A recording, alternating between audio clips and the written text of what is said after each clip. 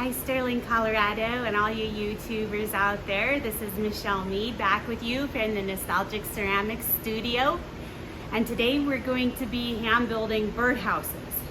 Now there's a lot of thought that needs to go into the birdhouse aside from the build if you actually want a bird to move into your birdhouse.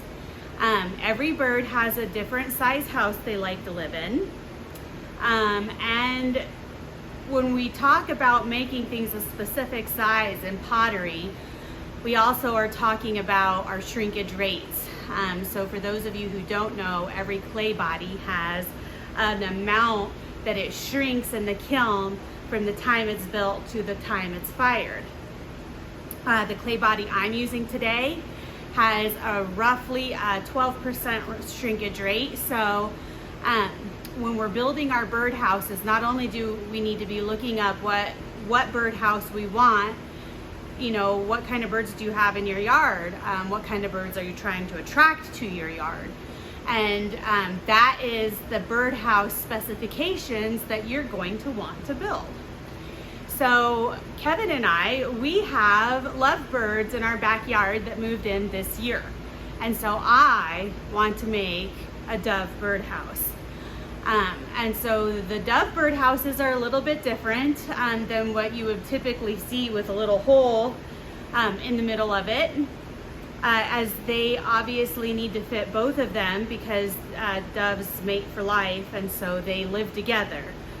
And so we're going to be making a dove birdhouse. However, in this workshop, you can build whatever birdhouse you want. And regardless of your skill level, you can do this. So this is not a difficult build. It's going to be very similar to the Toad Hut workhouse, only on a larger scale. So if you enjoyed the Toad Huts, you're going to enjoy this one too. And over here, I just want to go ahead and point out that this is a birdhouse built by one of the studio members here at the Nostalgic Ceramics Studio. And you can see, basically, she has just slab built a cylinder, just like the Toad Hut, and then put another slab on for the roof. And then she came back in and just decorated with leaves, stones, a little welcome sign, that's really cute. A little perch for the bird to sit on. And so, and you know, her skill level, she's been doing this for a little while. She has a few builds under her belt, but she by no means has been doing this for years. So don't be intimidated by the workshop, what you're seeing me build, because it's a little bit different. I've been doing it for a long time. These birdhouses, just like the Toad Huts, are gonna come out so cute regardless of your skill level. So, without further ado, let's go ahead and get started. Okay, so let's go over our project material list for this build. First of all, I've got myself the banding wheel. Again, this is not a required tool. It is a favorite tool, however. We've got a wear board. We've got the yellow rib. We've got the Dolan Tools fettling knife. We've got our score tool and our slip, a paintbrush for cleanup, a needle tool. We have a sponge with some water in it. And then the specialty tools for this build. So when I looked up what kind of homes doves like to live in, I found that the measurements of the dove houses are 8 by 8. Now I can't just take a regular ruler and say, hey, I'm going to make an 8 by 8 birdhouse, right? I'm gonna just make it this size, right? Here's 8 on the ruler by 8. Well, if we did that, this is 8 by 8 here. If we did that, as you can see, it's gonna shrink that much, the clay is. So we can't just use a regular ruler to take these measurements. We need to use a shrinkage ruler. Now there's a few ways, if you don't have one of these, to get your hands on a shrinkage ruler. You can pick up one of these at your local pottery supply shop or online. I think that they're like $20 to $30. They're kind of expensive. You don't have to use one of these. The convenient thing about this is that it has 12%, 14%, which a lot of porcelain is 14%. We've got a 9% and a 10%. So depending on your clay body, you have one shrinkage ruler for all of them. The problem I run into with this, for example, like today, my clay body actually has 11% shrinkage rate, not a 12. And so if you had to be perfectly spot on accurate, this isn't gonna work for the clay body I carry here in the studio. So if that's the case, then what you end up having to do is make your own shrinkage ruler out of the clay body that you use. And so just to give you an idea or an example here, we'll go ahead and line the 1 inch mark up right here. And this, here we'll line it up 1 inch right here and right here. This, we have our regular ruler, we've got 8 inches right here. But on our shrinkage ruler made from the clay body, 8 inches is right here. And so we are losing nearly an inch in the process from start to finish. So if we wanted 8 inches here, the 8 inch mark is here, right? And we're losing, you know, almost an inch. This is going to be a little bit bigger because again, we're at 12% instead of 11.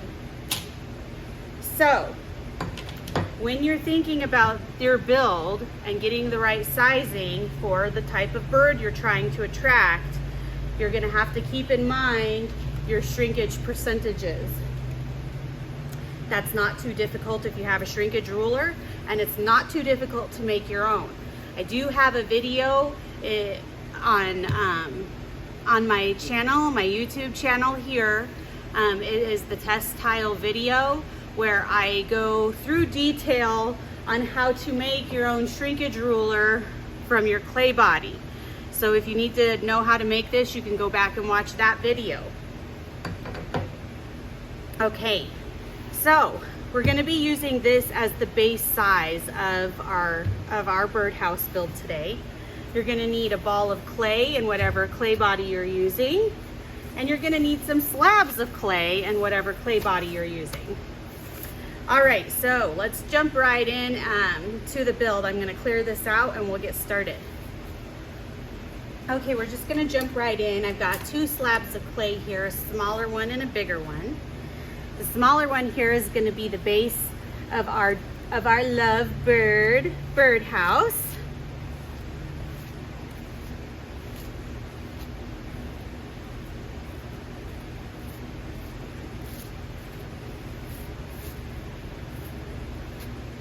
So I am just going to go ahead and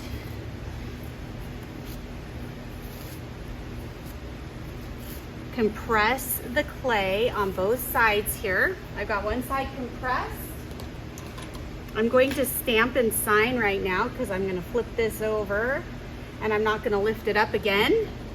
So I'm going to stamp all of my stuff, my maker's mark, into that right now and put a signature on.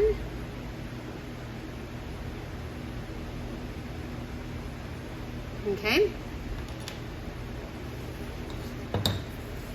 And then I'm going to take my wear board. I'm going to flip this over onto the wear board. Okay. So I just flipped that right onto the wear board. You can see that this side has the stamp. We're just flipping it over. I'm going to compress that one more time here in every direction. And then I'm not going to move that base again because that's what's going to keep this from warping.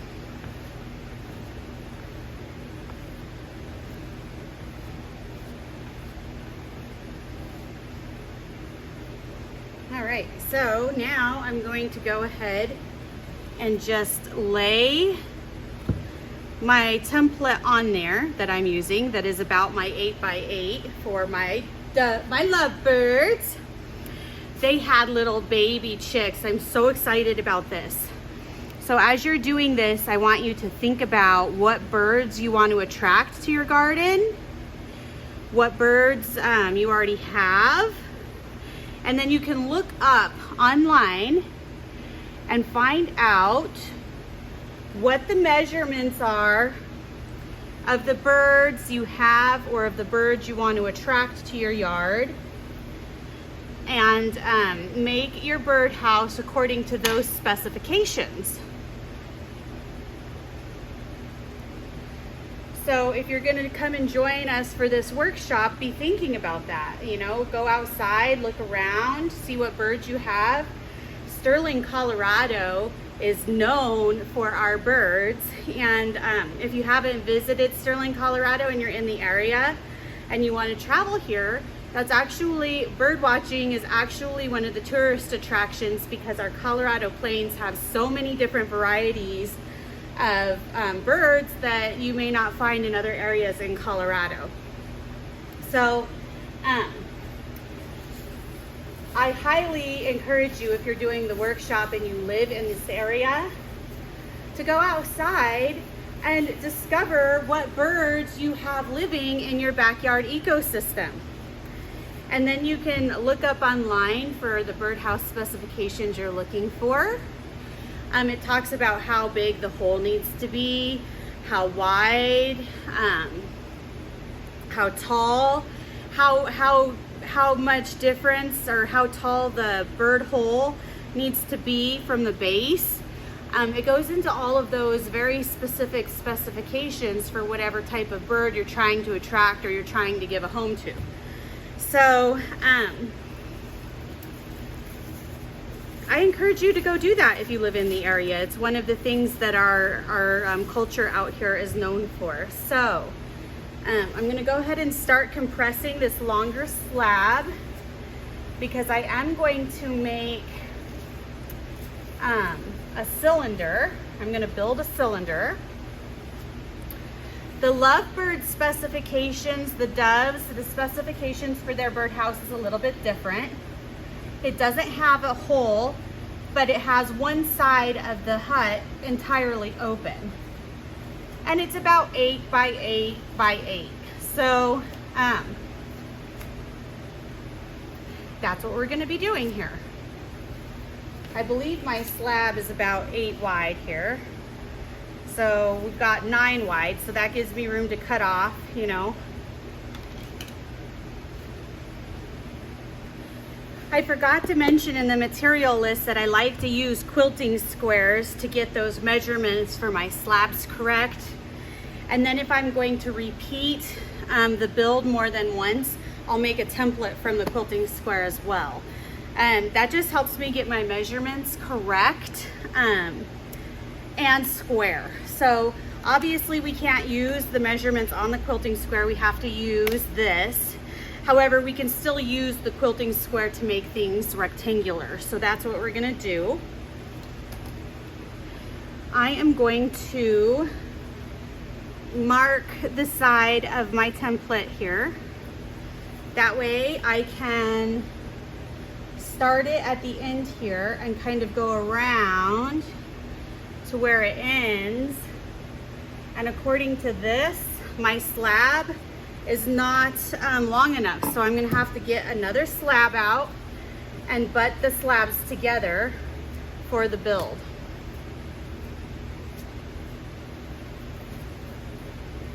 So let me get that mark out of there real quick.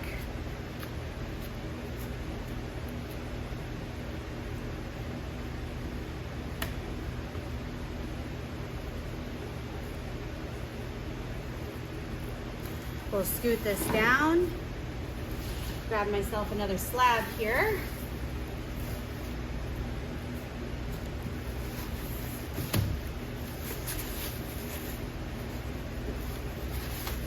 And that will surely give us the room that we're looking for in our build. More than. I'm just gonna compress both sides of this real quick before I slip and score them together. If you're in Colorado, you know that we've been in a heat wave. It's been incredibly hot, like in the 100 to 110. And so everything is drying out real fast around here because not only is it hot, but there's also like zero humidity in the air. So it's real important that if you're working in heat like this, that A, you stay hydrated, and B, you keep your clay covered when you're not using it, or it's gonna dry out way too fast.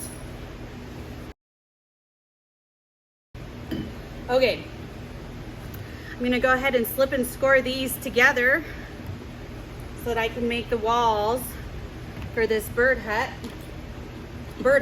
whatever you want to call it, bird home. My lovebird place, I might put that on the birdhouse. Lovebird place, that's so cute. Okay, so I'm going to put these overlapping just like that. I'm going to do a cut at an angle through both pieces just like this. I'm gonna lift this out of there, put that under plastic, lift this out of there, put it under plastic, and then I'm gonna slip and score this together. We should still have 8 inches here, just barely, which is fine. It's just barely, but it's gonna work. And so let me put this under plastic real quick. And we're going to take our slip and our score tool.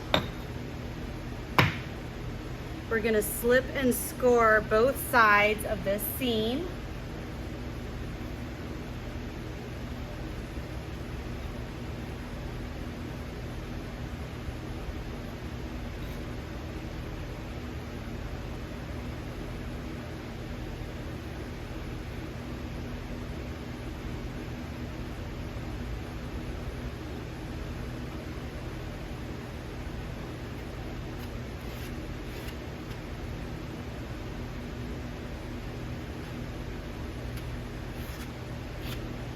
Okay, lay that back down and push that together.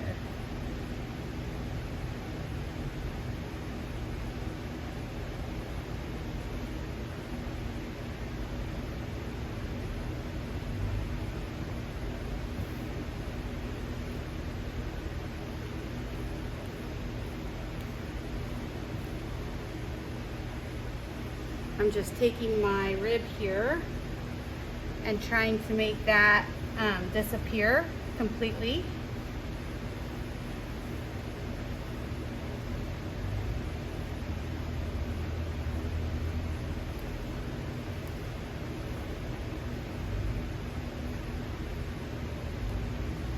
Okay. Now from here, I am gonna try and lift this up and just kind of flip it over and do the same thing to the other side, just to make sure it stays together. So I'm lifting and flipping and then compressing again this other side and trying to make the seam disappear on the other side.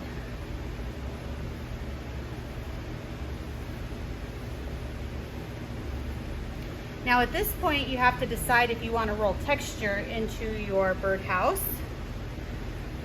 And I'm having a hard time deciding whether or not I want to do that. I mean, the only texture I can really think of would be trees, birds. I mean, you could make something really cute that looked like a sweater, like a cozy sweater birdhouse. That would be cute. You could do bees. That would be okay. I don't know. I do like the look of the trees. I might do that actually. Okay, I'm decided. I'm doing trees yet again. For this particular roller, we have to roll it this way if we want the trees to be up and down here. Let me make sure you're in the screen. Okay, so I'm gonna roll this way. Typically, I'm gonna roll it this way. Typically, I would want my clay facing in such a way that I rolled it this way, but the slab is so big that I do not want to do that. So I don't want to move all this stuff and do that. So I'm gonna roll it on the side. And let's just see real quick. Is 8 inches on the 12. This roller is 7 inches. So we're gonna lose an inch at the top and bottom, which I'm okay with because I feel like I can figure out a design feature to put at the top and bottom that will not compromise the look of it. So I'm just rocking this with my hands as I push with as even pressure as I possibly can.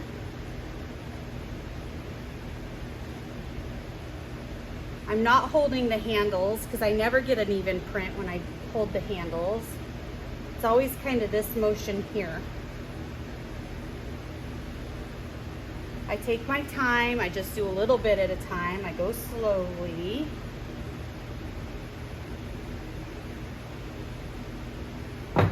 And I end up with a print that is pretty consistent all the way throughout.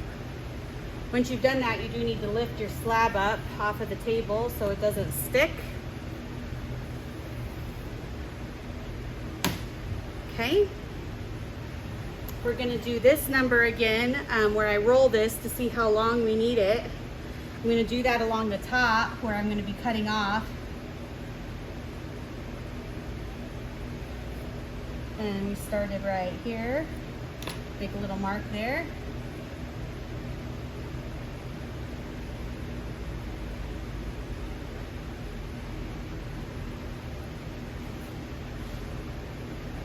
All right, according to this, we're gonna end it right there. I'm gonna give a little bit extra, just in case my measurements aren't exact. Then I'm gonna take this and this. I'm going to mark the 8 inches along the top and bottom here.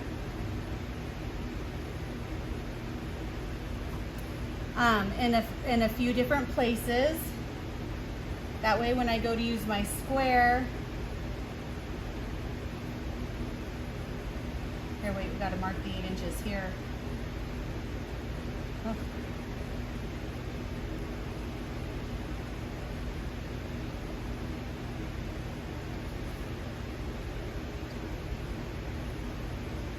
Okay.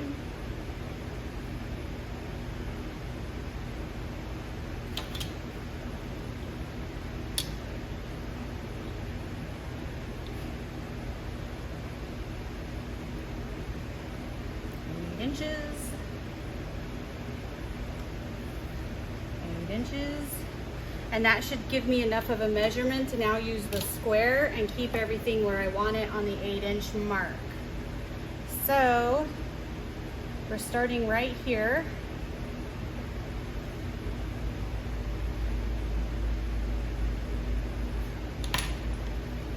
I'm going to cut this off and get the excess under plastic. And I'm going to start cutting that as level as I can, all the way across.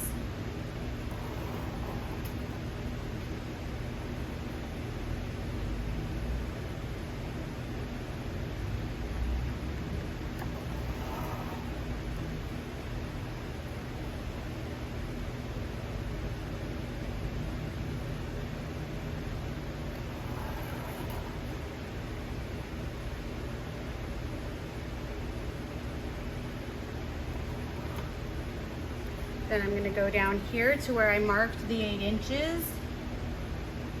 I'm going to line this up.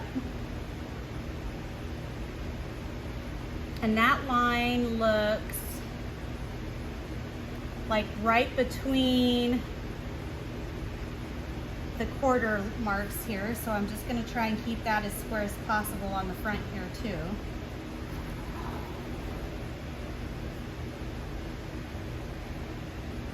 And so it was between those marks there.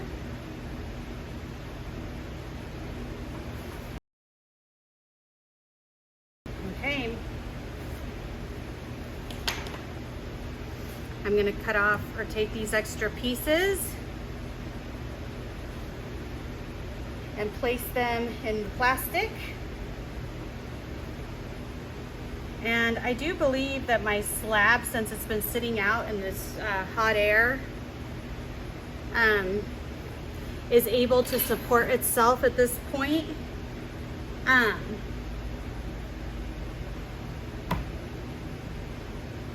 And so I can go ahead and slip and score this on. If you're at home and you're in a cooler, more humid environment, that might not be the case. You may have to wait a little longer than I am here. But like I said, it's incredibly hot and dry here. And so this clay is drying out real quick for me. So I'm going to go ahead and put my wear board on my banding wheel.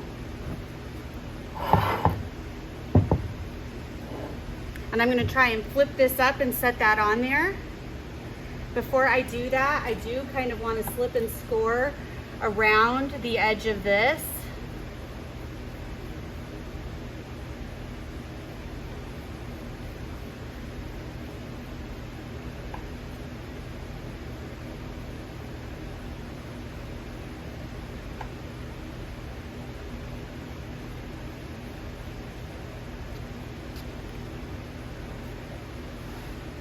And around the bottom of my other slab where I'm going to be attaching.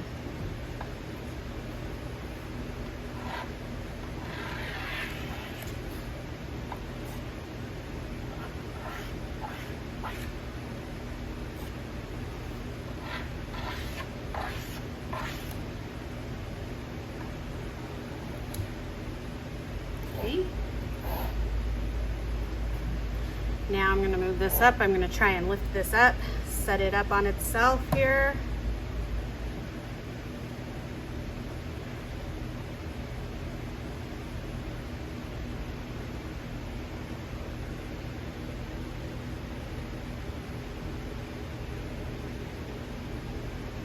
Push this more towards me.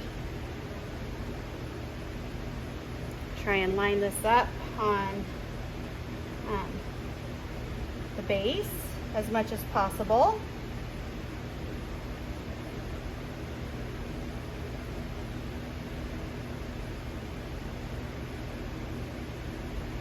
I must say that if you have, this is a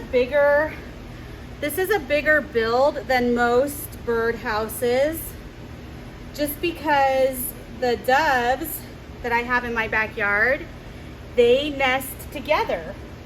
And so instead of one, right, instead of one bird nesting in this birdhouse, it's going to be two. And so you may not want to build something this size. You know, I showed you the birdhouse that the studio member built.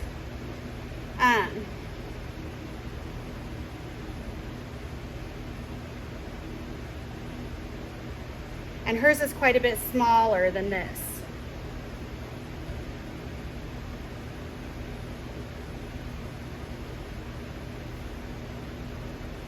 This is just the one I'm building because this is what I have on my property. And this is the birds that I wanted to attract into my bird home.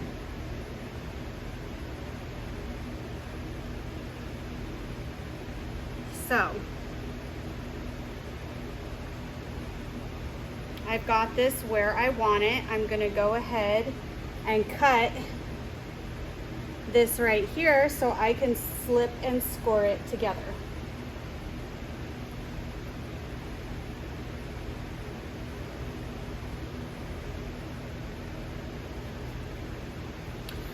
I would do that where you could see, but I'm not going to because then I can't cut it right. But basically I'm gonna cut at an angle like this all the way through, just like I did when I put my two slabs together, and then I'm gonna slip and score that together. And as you can see, what I have left here is going to line up and come together when I slip and score it, okay? I'm just rolling my finger up because I just want the seam to kind of disappear. And so all I'm doing is when I'm pushing, I'm just rolling. I'm not trying to make the texture go away, but I am pushing pretty hard and just pushing that seam together in a rolling motion with my fingers. At this point, I do need to go ahead and compress the edges at the top here so that they don't crack on me. And to do that, I'm just taking my fingers, getting them wet, and just rubbing them along the edge here at the top. Those are getting dry. They will begin to crack.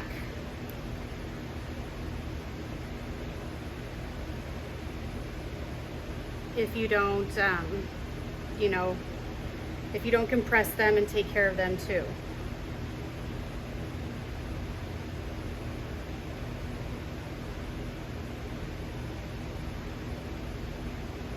Okay.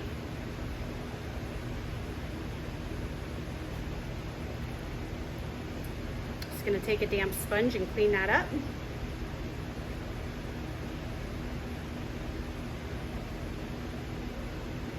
Okay. Now a piece this size, I'm going to be cutting a lot of this out because like I said, the lovebirds, they want their property to have a wide open space in front here. So they both can fit in there, they can both nest, they can both look out. And so I'm going to be cutting a lot of this away. But I still want to make sure that it's stable, and I want to make sure that the base is not going to fall off. In other words, when I'm hanging this piece, because a lot of it is getting cut away, it's going to have less weight to it. However, I want to make sure that because it is kind of heavy, that when we do hang it, the base of this doesn't fall out on my lovebirds. That would be horrible, right? Like if the bottom of your house just fell out.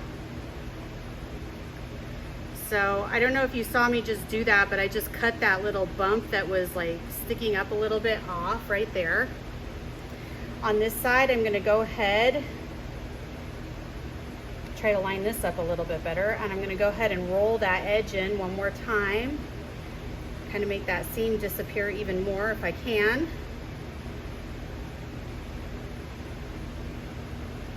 Okay. On the inside, I'm going to take my rib and make that seam disappear by running it along the inside here this way and this way. Just going to compress that seam until it's gone. If this were to crack, this would be an absolute area for it to do so. So the more you're able to compress this without losing the texture on the other side, the better. I don't want the base to fall out, so I'm going to coil it. That's what I was trying to get at and then got distracted. So I'm going to take some of that clay that I've been putting under plastic. I'm going to make myself a coil. If your clay is really dry and your coil is cracking, you can just take a damp sponge, wet down your working area here.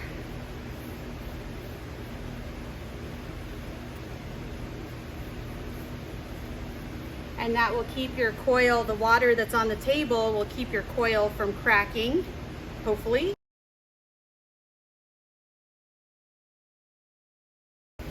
I do try to keep my coils as uniform as possible. I don't want them to have thick and thin areas.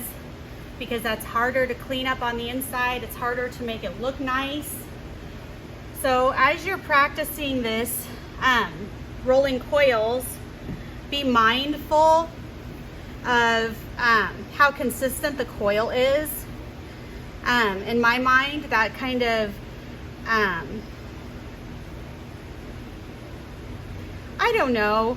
In my mind, it makes the build look more sophisticated, more refined. It's a little bit of an indicator of the skill level of the builder, if you can see the coil or not, or if you can see the lines where the coil was. Basically, you want the coil to disappear. Like, you can't even see it. It's not there. It never existed. And so that's what the goal is. And one of the things that can help you achieve that is to just make the coil as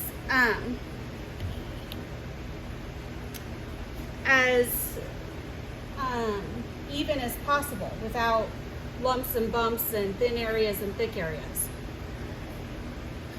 And you know, it does take practice. Coils do tend to like to crack, especially in this dry weather. If you wet down your surface, it can be a little bit of a pain in the butt, simply because the coil doesn't really like to catch the surface. But once it does catch, it makes it easier because then your coil doesn't crack. So it just takes some practice and some patience.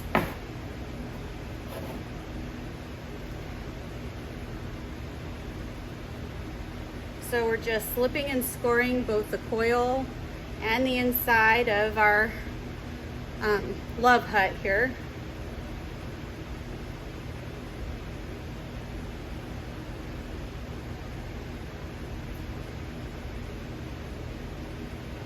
And slip and score the coil. Another tool I forgot to mention in the tools list of the video was my thumb tool.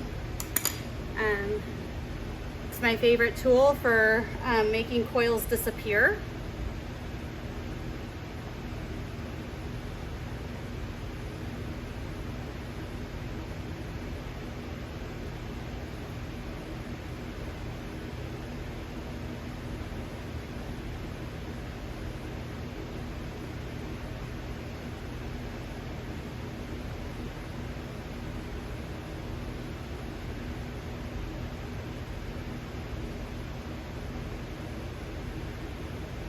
All right, and so I've got to kind of speed this up because my camera's about to die and I don't have a charger here for it. And I want to be able to get through this with you. So basically, all I'm doing here is pushing the coil into that seam while supporting it on the outside.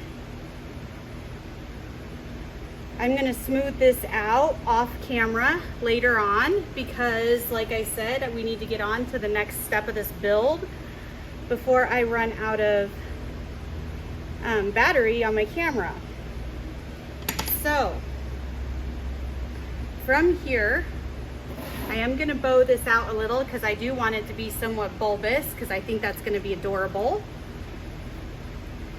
And so I'm going to begin by just bulbing this out.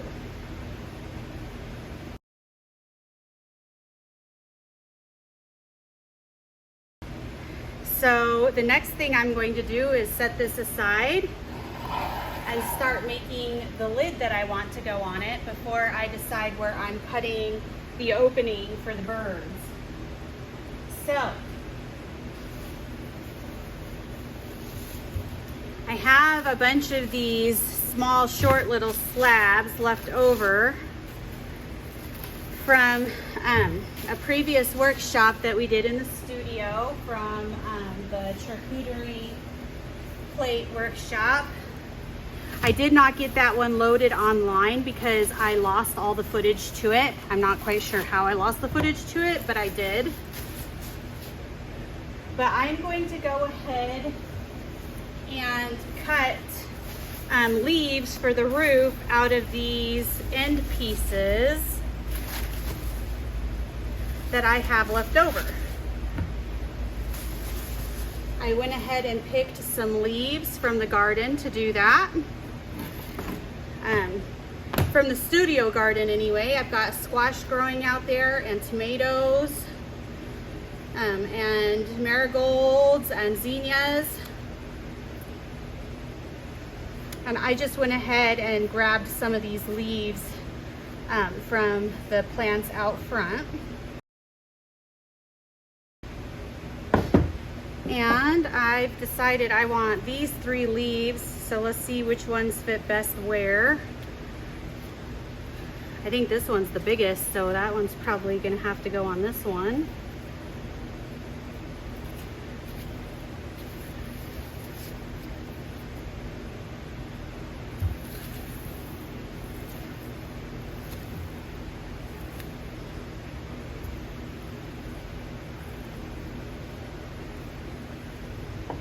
Okay, this one's next.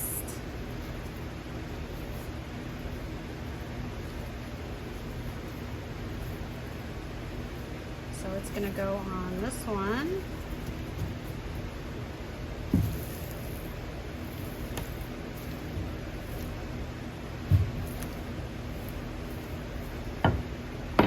And this one was from the squash instead of the zucchini, so it looks a little different.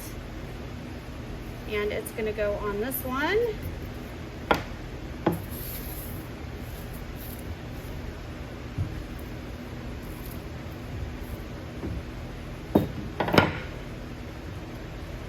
I'm gonna take my knife here and I'm gonna cut these edges out.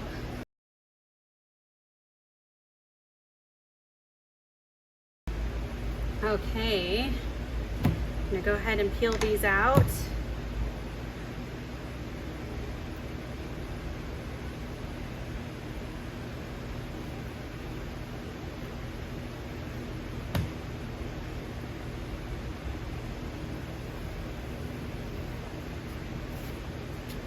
We got ourselves some leaves. All right. What I'm going to do is take this right here and a bunch of sponges. And I'm gonna build this roof, right? I know that this is the size of my bird hut, right? Because this is what I used. So I'm gonna go ahead and use this again to kind of see how the leaves are gonna go on. I'm going to use the sponges to support the leaves.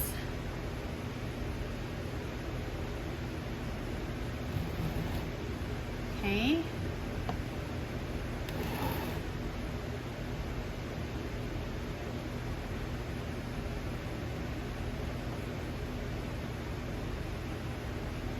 Kind of like this here. Right here, I'm going to take this off my banding wheel so I can use my banding wheel here.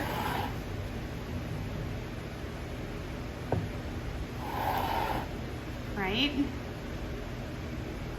And what I'm seeing is that these here on this side could come down a little. And this one here up a little. It's going to give me some more coverage.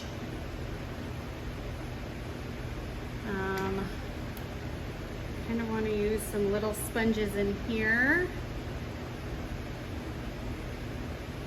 Kind of keep that pushed out.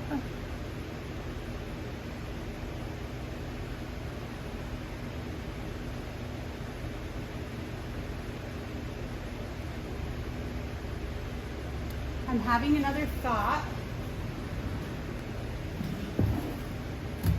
of building this a little differently, taking one of these planters I made earlier and actually kind of doing it this way as like a bowl form.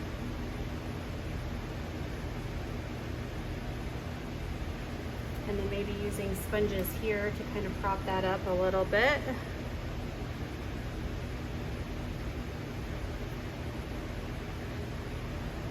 And making the lid like that instead.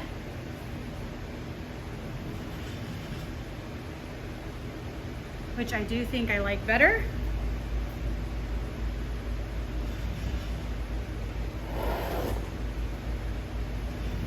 And that would, in fact, fit this here quite well, I think. So I'm gonna start slipping and scoring these together, just like this in here. And I feel like that's quite a bit easier than what I was trying to do. Like, we should be using gravity to our advantage, not our disadvantage, right?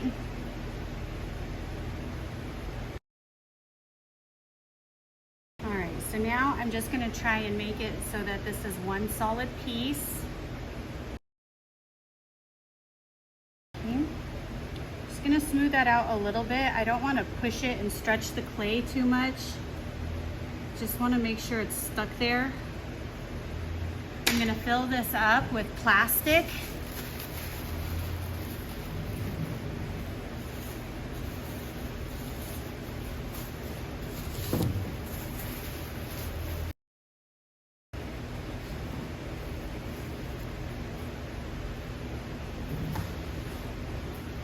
Take this here and flip that back over onto my banding wheel.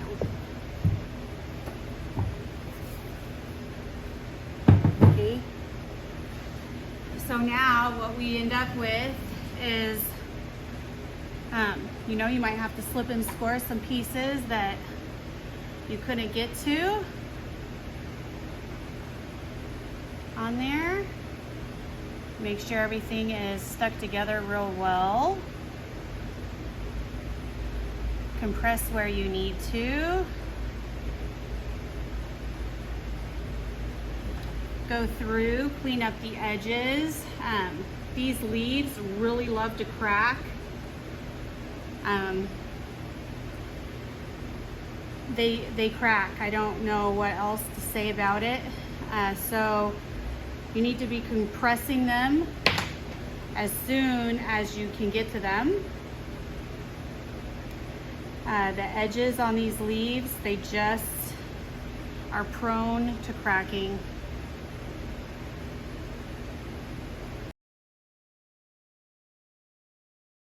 Just kind of smoothing this top out here, because I am going to make one more piece that goes onto this and coils up and around, and that piece is how I'm going to hang the birdhouse. So I'm probably not going to have time to do that entire process on camera here, but I wanted to let you know that that's what I was doing. I'm going to make another leaf type shape that fits right here, and the stem of that leaf is going to come up and coil around, and that's going to be my hanging piece for my birdhouse. Again, this is an advanced build. I am not expecting anybody at the workshop to be at this point. If you are at this point, that's awesome. But even if you're not, you can make a birdhouse that is just as adorable, is going to be just as cute in the garden. You do not have to sweat what skill level you are at. Anybody can do this. So I encourage everybody to join in and have some fun. You know, you got to start somewhere. I mean, if you're gonna enjoy this as a hobby, or you got to start somewhere, right? So just jump in. It's going to be fine. And right now, most of the people coming to the workshops, they're all beginners, and so you know you're going to be in good company. There's going to be other people there. We have a lot of fun together. and we get real creative, and most of the time we like the pieces that we end up with. Some of the time we realize we need more practice, or we don't like the piece at all, but most of the time we have fun. So